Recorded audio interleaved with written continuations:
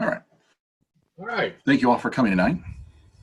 With us tonight, we've got about half the district governor line. And to start us off, we'll start off with District Governor-elect John Frisch for some opening comments, and then go on to past District Governor and current District Grants Chair Mike Crable to lead us in tonight's webinar. So, John, if you want to take it away. All right. Thank you, Chris. I'm excited to be on this webinar. I'm excited for the opportunities that the district grants are going to bring. I'm thankful for the things they've brought in the past. I've got to get one commercial in and let everybody know, and I'm sure Mike will do this, but the money we use for the district grants this year is part of the annual fund money that we sent to Rotary 3 years ago.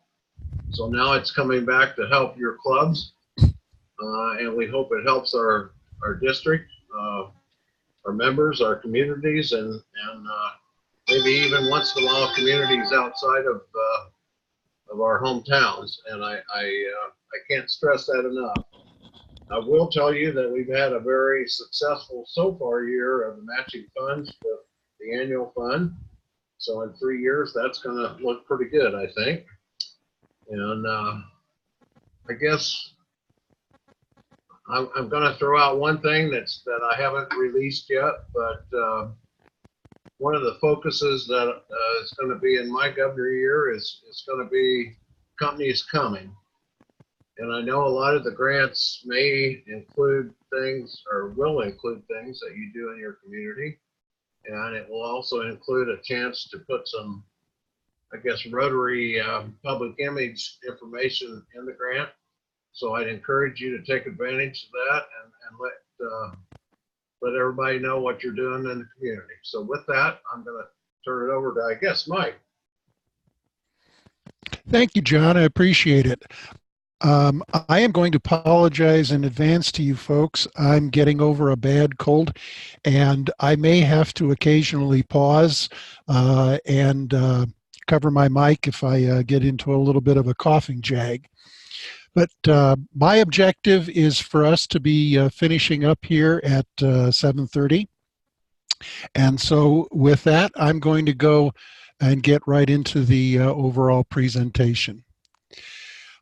First off, I'll say that if you don't want to take copious notes, this presentation is available on the District 6540 website, and I'll show you how to get to that at the very end of the overall presentation. And Chris is also recording the presentation to upload it to YouTube under Rotary District 6540. So you've got two ways to recap this after it's completed. First off, I want to say that there are no substantial changes to the district grant program for this upcoming Rotary year, with one exception. In the past, we gave cash grant awards to clubs based on their attendance at the foundation dinner. And this year, since we went with the Paul Harris receptions, there was no foundation dinner. And so this means there's a little extra pool of money that's going to be available to all the clubs rather than just those clubs that had good attendance at the foundation dinner. Let's talk about what kind of grants the Rotary Foundation makes. There are two basic grants. The first is global grants, and these are for very large international projects that are a cooperative effort between Rotary clubs in two different parts of the world. These, as I said, are larger size projects. The minimum budget is $30,000. For many of these projects, their budgets are in the neighborhood of $100,000 to $200,000. And they involve things like building a heart catheterization lab in an Indian rural hospital.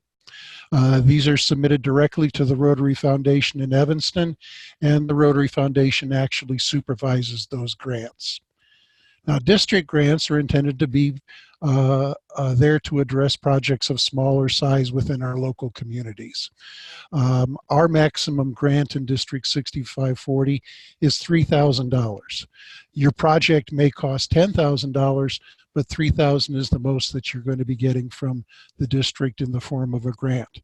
And it's local Rotarians that actually supervise the grant process. In terms of what district grants are, as John had said, these are Rotary Foundation funds. This is not money that comes from the dues that you submit to RI or that you submit to the district. This comes from the contributions that you made to the Rotary Foundation. And our district grants are usually much, as I had said earlier, smaller in size, completed in shorter time frames. In fact, sometimes these district grant projects are completed in 1 or 2 days, even though they may take a month or more involved in the planning process. And a thing that I want to emphasize to everyone, if you're going to be involved in trying to plan a grant for your club, we want local Rotarians to get their hands dirty with these projects. We don't just like buying a piece of equipment to give to the food bank and have a presentation ceremony. Try and find ways that if you're partnering with an organization or if you're going to give something to an organization, to find a way that your Rotarians can be involved in doing a project for that organization. And finally, you can do this in conjunction with another Rotary Club, or you can partner with an organization where they're actively involved and you've got some kind of agreement or understanding with them for how the project is going to be conducted. In addition to the club projects that we're going to be talking about, our district grants funds also support our Interact, Rotaract, and Early Act programs. We provide funds to our District 6540 Youth Exchange program, and it also is used to fund our Summer Scholars program, where we provide money for students to spend a summer in a university-sponsored educational program somewhere else in the world.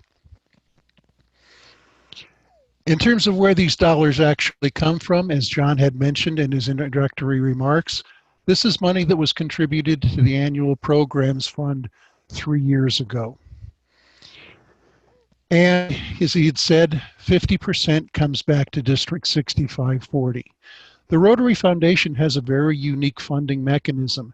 They hang on to that money that we provided to the annual programs fund for 3 years, and the earnings goes to pay the overhead of running the foundation. And then at the end of that 3-year period, half of it comes back to the district that actually contributed that money. And of that half that comes back to our district, we can use half of that to fund our district grant program. The other half that comes back to the district is available to support Polio Plus and can also support the global grant projects that our clubs are trying to undertake. Because many times when you're going to submit a global grant application to the Rotary Foundation, you're going to be asking for matching dollars from the foundation, but you're also going to be asking the district if they can provide money to support the project that you're trying to undertake somewhere else in the world. And in an average year, we'll have approximately $75,000 available for our district grant activities. In terms of the, if you will, the cycle of life that is involved with district grants, we have an application window. It opens on January 1 and it closes on March 31. You can submit your application at any time during that window period. There are no extra points given for the first person in the door, and there are no deductions for the last person in the door. We review your applications as they are submitted in case we've got questions, so that you've got plenty of time to make any revisions. But even if your application comes in the first week in January, we're not making any final funding decisions until the last application has come in the door, and we're looking at them during the month of April. You'll probably receive a preliminary approval from us in May. We do have to send this on to the Rotary Foundation for them to give it a look over, and we expect to receive final approval from the Rotary Foundation sometime in June if we're timely in getting the information to them. And then from July through the next Rotary year, May, you execute your project whenever is the time frame that you folks had envisioned for doing it. When your project is complete, you need to do a final report. And we want that final report no later than June 30th, the end of the Rotary year. And when we've approved your final report, the district treasurer our foundation district treasurer will write a check to your club, and we will pass it along to you. In terms of the application process, a couple of things that I wanted to get into. First of all, your project has to address one of the Rotary Foundation's 6 areas of focus. That's going to be water, health, literacy, peace, disease prevention, and community development. There are some activities that you cannot undertake with grant dollars, and I'm going to get into those in greater detail. But there is a document that I'm going to reference a little bit later on that's called the Rotary Grant Terms and Conditions that are part of our application materials. That's something you should look over to make sure that you don't make a mistake and try and undertake something that would not be permitted. We have a grants committee that will review these applications as they come in, and one of our committee members may be getting back to your club with questions or requests for revisions based on the way your application was put together. And after everything is all taken care of, then we're going to be giving you a preliminary okay about your grant. And I say may in this, but I should change that to a more forceful statement. We will get requests for more money than we actually have available to give out. So be prepared that we will have to reduce your request from what you're asking for in order to match the dollars that we actually have available. And finally, one of the things that enters into our overall decision-making process about funding the grants is that those clubs that give more generously to the foundation do have a better chance of full funding. Because we recognize that these are dollars that actually come from contributions to the foundation. And we do have some clubs that are going to be ineligible to apply for district grants due to their level of giving. And I want to get into ineligibility right now. And there are 2 ways that you would be ineligible to apply for a district grant. The first is that your club is not current with your dues to Rotary International or to the district. And from what Chris tells me, we do not have any clubs that fall into that category at this time. But because these funds do come from the foundation, we wanted foundation giving to play a role in the decision-making process.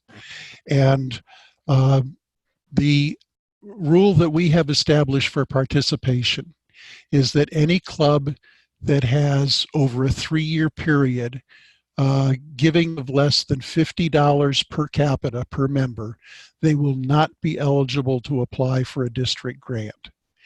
And every year we do send out a notice to club presidents that shows where they stand in terms of that 3-year giving threshold, so that they have an opportunity, if they're close to the edge of qualifying, that they can see about taking some action to try and increase overall giving within the club. The reason we put in this $50 per capita criteria is because in the past what we were finding is that we had clubs that were averaging $5 or $10 a member in per capita contributions, and they were getting $3,000 grants via a district grant. And we wanted things to be a little bit more fair. We tried to apply the 4-way test to things. And so we said, we're going to establish this criteria. And We have an exception though, and that is that any club that's been formed in the last 5 years will be exempt from the average giving requirement, because two things. We want to get the new clubs actively involved in doing projects that a grant could possibly support, but we also know that it takes time to build up a level of giving within a club.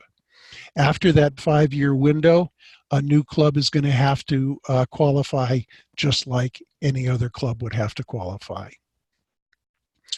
And clubs that are ineligible for the 2021 grant year have already been informed of their status. We're not going to publish the list of clubs on this webinar, but your club president and president-elect and secretary have all been informed as to whether they were informed if your club did not qualify. There are some things that you can't do with these grant funds, and I want to briefly cover that. First of all, you cannot use grant funds to purchase any land or to purchase an already constructed building. You cannot use grant funds for fundraising activities. Now, you may have to raise funds to do your project. This restriction says you just can't use grant dollars to pay for that fundraising activity. You pay for it out of your club budget. And any expenses that are related to Rotary activities, such as a district conference, any anniversary celebrations that your club might put on, if it's a Rotary kind of activity such as that, you can't use grant dollars to pay for any of that. You cannot use these dollars to make an unrestricted cash donation to an agency. We regard an unrestricted cash donation is, let's say you're partnering with the Red Cross to do a project, and the Red Cross is essentially running most of the bills through their organization. If you write a check for your portion of the project to the Red Cross, and it's just made out to the Red Cross, that's considered an unrestricted donation. But if you put on the memo line that it's for the project, that is now changed it into a restricted donation. So when the club is writing checks, just make sure your treasurer puts something on the memo line so that we don't think that it's an unrestricted cash donation. We cannot use grant funds for anything that's already been paid for. If you've got a project that, let's take the food bank. You want to buy a new cooler for the food bank, and 2 months ago the food bank bought a new cooler, and you want this money to reimburse them for the purchase of that cooler. I'm sorry, that's a prohibited activity because that expense was already incurred. If you want to buy them a new cooler, tell them to be patient, and when you after July 1, you can buy the new cooler, and you can use grant dollars to do that. You cannot spend more than $500 to put the Rotary logo on your project. Now, sometimes this gets confusing with people because, as an example, clubs want to put up a welcome sign to their community. The sign is going to cost $2,000. Well, what we're talking about here is what's the cost to actually put the Rotary logo on that sign that says contributed by the local Rotary Club. More likely than not, it's going to be like $125 additional cost to do that. So as long as you don't spend over $500 to put the Rotary logo on something, you're just fine. And we do not allow grant dollars to be used for construction projects where money can be made. Prime example of this, we don't use grant funds to build a concession stand for the Little League. And finally, Rotary cannot own any equipment that may be purchased for the project. If you're doing something with a local nature center that involves clearing trees and land, and a chainsaw needs to be purchased to accomplish the project, at the end of that project, the local nature preserve is going to be the owner of whatever equipment was purchased. Rotary can't be the owner of anything after the grant has been completed. Well, let's talk about some of the more positive things that you can actually do. Well, you can do educational seminars in your local community on a topic of interest. You can make repairs to any existing buildings.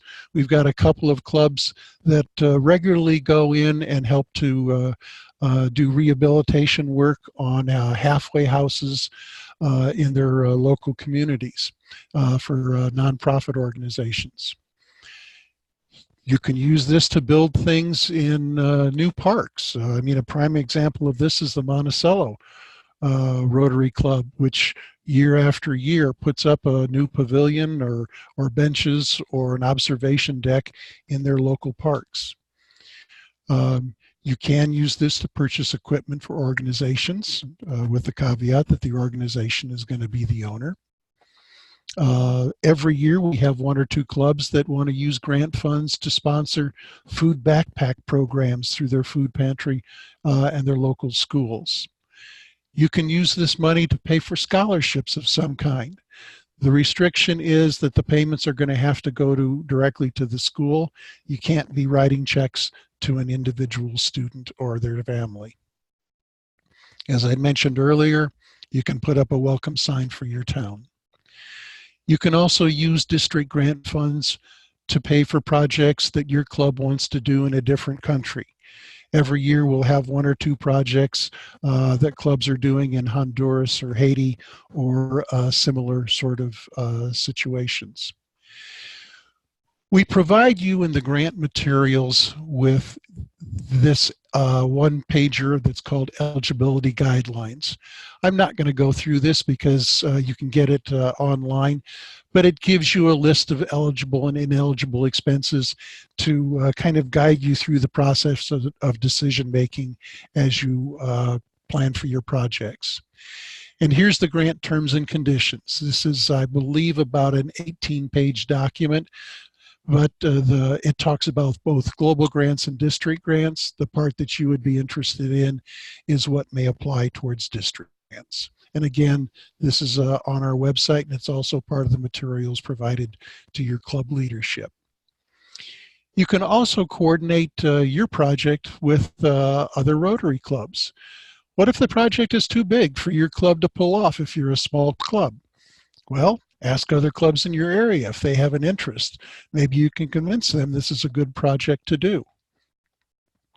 And actually, multiple clubs can submit applications for the same project. And I'm going to give you some examples of that.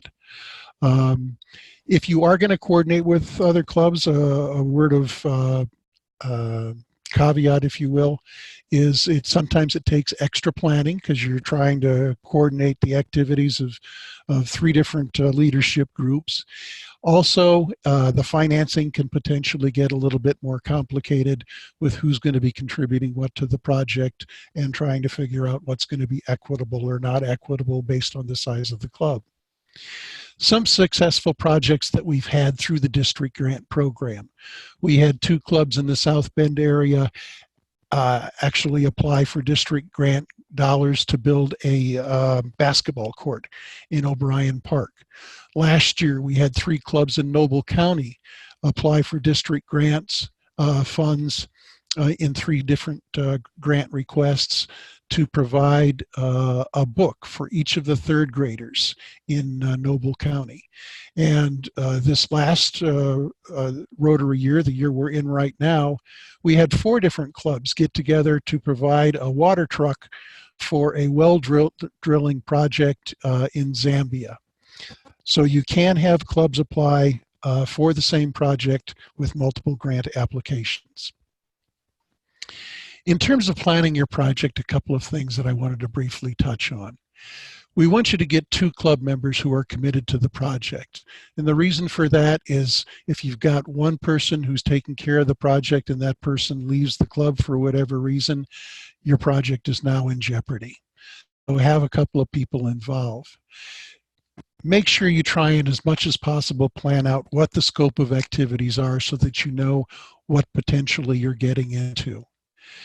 And as I we'll always harp on find a way to have your club Rotarians be directly involved in some way, shape, or form with either the delivery of the project or delivery of services of some kind to the organization that you're involved with the project.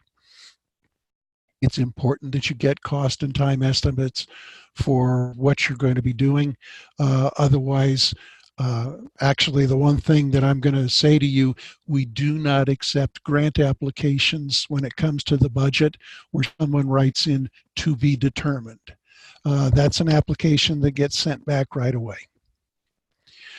We want you to coordinate as much as possible with any municipal or other entity because we know that there can be difficulties in dealing with those kind of entities. And we would like for you to avoid as much as possible any potential for surprises. Also, coordinate with other Rotary clubs to see about getting them involved to support your project. And importantly here, make a plan for how you're going to publicize the project. The days of hiding our project under the bushel basket are long gone, as you all know from having sat through all kinds of seminars about Rotary public relations. And also have contingency plans as you start to do your grant application. Be prepared that we're not going to fund your entire grant request. And if we can't do that, do you have a contingency for how you're going to raise that additional money? We have a very simple application. It's essentially 4 pages. And yes, you can apply for more than one grant from the same club for a couple of different projects. But if you do that, be prepared for me to get back in touch with you and say we've only got enough money to fund one. So which one do you want us to fund? In the application, we want you to briefly describe the project, tell us what community needs are going to be met, and which area of focus that this project is going to address within the community, and tell us how the Rotarians are going to be involved. We also want to know who are the people that we need to be in contact with as it relates to this project. We want to see an estimate. Remember, this is an estimate of what your project budget is going to be. We also would like to know what are the sources of funding. What's the club going to provide? Are there any other sources of funding? And then we want to see what's the amount that you're requesting from the standpoint of the district grant. And our grant funds cannot be more than 75% of the total project budget. Your club does have to have some skin in the game in terms of the project. Also, at the bottom of the page, we want to know who's going to be responsible for producing the final report on the project. You're going to have your club president sign the application. We've given you a checklist just to go through to make sure that you've dotted all your I's and crossed your T's. And then you scan the document, or if you've electronically prepared the document, you email it to me. And my email address is on the application. When it comes to conducting your project, a couple of things that I want to talk about. First is, do not start your project before getting final approval. And that final approval probably won't come until June, when we get the final approval from Rotary Foundation. Do not start the project before July 1. That's the beginning of the Rotary year in which these grant funds are to be spent. And especially if you started doing some work or something, please don't spend any money before July 1. It's important that you save your receipts. We require proof of expenditure in the final report. And remember, an invoice is not a receipt unless it's marked paid.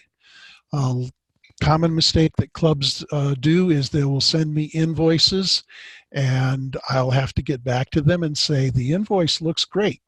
Now send me a copy of the check that the club wrote to pay this invoice. It's important, I think, that you try and run as many expenses through the club treasury rather than through individual members. Sometimes it's like herding cats to try and get receipts if you've had 4 or 5 members running down to Menards to buy lumber or screws or something for a construction project. And I'm going to have a whole slide on this in just a moment. It's important if things change, let us know. If they change in terms of the scope of the project, what you're going to do, it's important that you be talking to us if things change from what you actually applied for and what we approved. And if your project goes over budget, can you get more grant money? Well, the simple answer is no. What we promised up front is the most that you're going to be able to get from us. Okay, let's talk about things changing. We do want all projects to be completed by June 30th, the end of the Rotary year. But we do know that if you're working with especially a municipality, timeframes can change. Schedules can be moved up, they can be moved back. And in the event that that occurs and it affects your project, we're going to want to have you be talking with us about that. Or you can have individuals who leave, and now you're kind of between a rock and a hard place on how you want to pull this off. Perhaps we can give you some advice on other resources that you can seek out to be able to complete your project. Sometimes your fundraising falls short and you realize we can't do this project the way that we applied for a grant. And so you'll be talking to us to see about how the scope of the project actually should be changed in order to be able to successfully complete something if you've not been able to raise all the money that you could. It's really important. Don't wait longer. Talk to us as early as you can when you think you've identified a problem. Our objective is to try and have you complete a successful project, and we'll try and work whatever way we can to accommodate changes. We try and apply the rules of common sense and the 4-way test in dealing with problems. But if something does come up and your schedule is just absolutely shot to hell, then we may need to substitute another project. We are flexible enough that if something like that happens and we'd said we're going to give you $2,500 to do a project, we'll give you the opportunity to come up with another project if your main one fell through. And if worst case turns out, we may have to cancel the grant. Perhaps you apply next year for the same project, but in certain instances, we have canceled grants because clubs could not complete the project. When you prepare your final report, a couple of things that we want. We want you to tell us what you did, show us what you spent the money on, have copies of receipts, make sure that your budget, your income and your expenses match up, sign the report, scan it, and email it. And the report is extremely complicated. It's 1 page. And in this 1 page, what we want you to do is, as I had said earlier, tell us what was done, who benefited, how the Rotarians were involved and how many were involved, what they did. And then when it comes to filling out the financial area, we want the total project income to equal the total project expenditures. And I've got a little example here for you. Say you raised $1,000 for the project, but it only cost you $800. Tell us you raised $800, and that way it'll match the project expenditures of $800. Please, whenever possible, include pictures with your report. We can use these in the publicity things that we try and do for district grants. In terms of actually getting your grant funds, this is important if you're not familiar with district grants the way we run them. We operate district grants as a reimbursement. You're going to spend the money up front, and then you're going to write your final report, and then we will send you a check for what we promised to send you as the grant money. We do this for convenience for your club. If we gave you the money up front, you would have to have those dollars totally segregated from your club funds, which means you'd have to open a separate checking account just for the grant dollars. If you're timely in preparing your final report, the quicker you're going to receive your reimbursement from the District Grants Committee.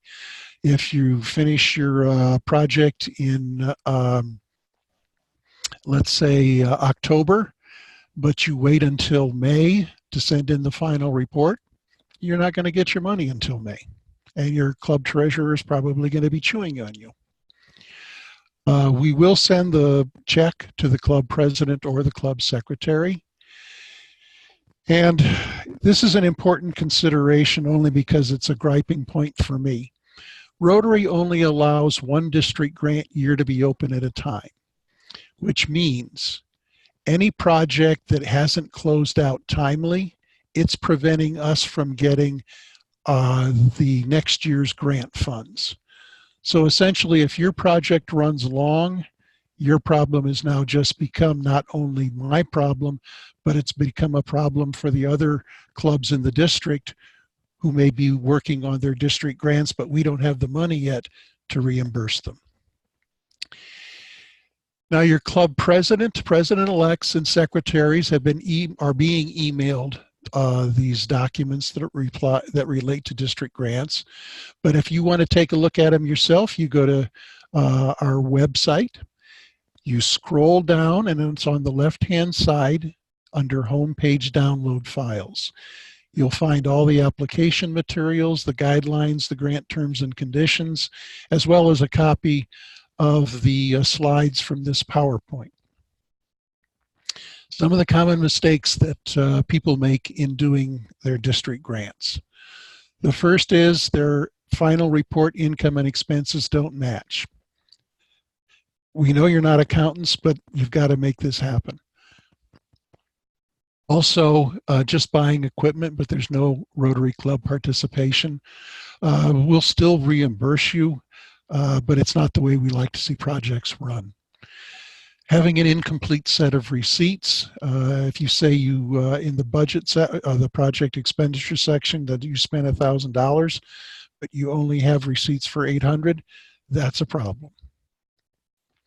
As I said earlier, grant funds can only supply 75% of the total project cost. Sometimes we have clubs anxious to get going and they start too early. Please wait until after July 1. If your municipal time frame changes and the municipality wants to start the project earlier, call me. We can see about working with that so that your project is not in jeopardy.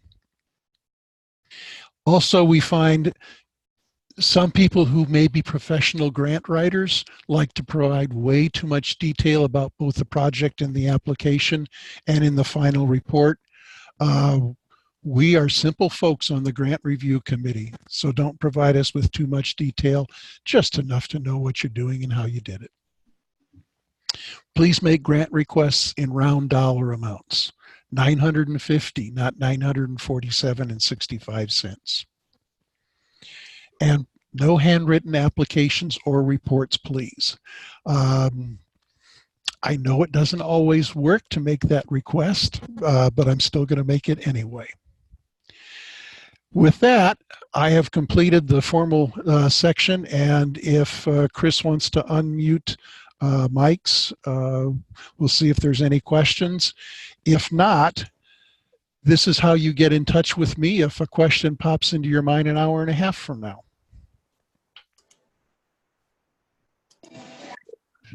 Okay, I've unmuted everybody.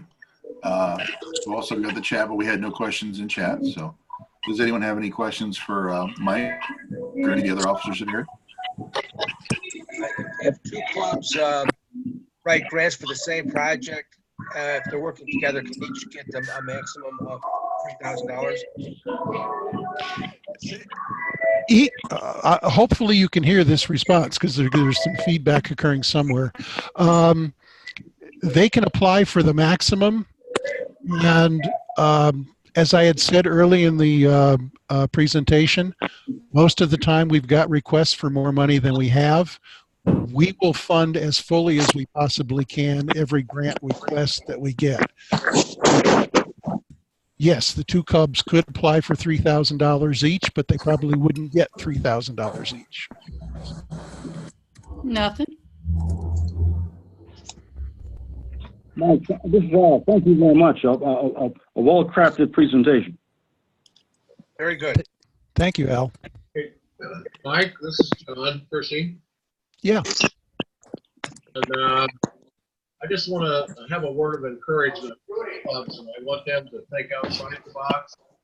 And I know it's easy to say, well, we have this project that our club can do $2,000 and its grant, et cetera, can do $2,500. I think that matches 75%. Thinking about people in your community or groups in your community that might contribute or that might even match funds. And you say, okay, if we commit $2,000 from our club and $2,500 from a district grant, and you find somebody that will match or put matching money in, and then other groups contribute, that's a pretty big leverage. I think that's important. I strongly encourage you to take that to heart, folks, because what John says is extremely important, trying to minimize the amount of dollars the club actually has to throw into a project, but maximize the total amount of dollars you have to work with. And if you email me, and you can find my email, I think it's not critical, but I can tell you about a $400 a pancake breakfast that was served because there was matching funds involved. And you never know what's going to happen until you promote it. So I would encourage you to go out and think outside the box of people that can help you. Thanks, Mike. Excellent job. All right. Thank you much. I'm sorry we ran a little bit over. But as I said, don't hesitate to contact me if you've got any questions at all that relate to district grants.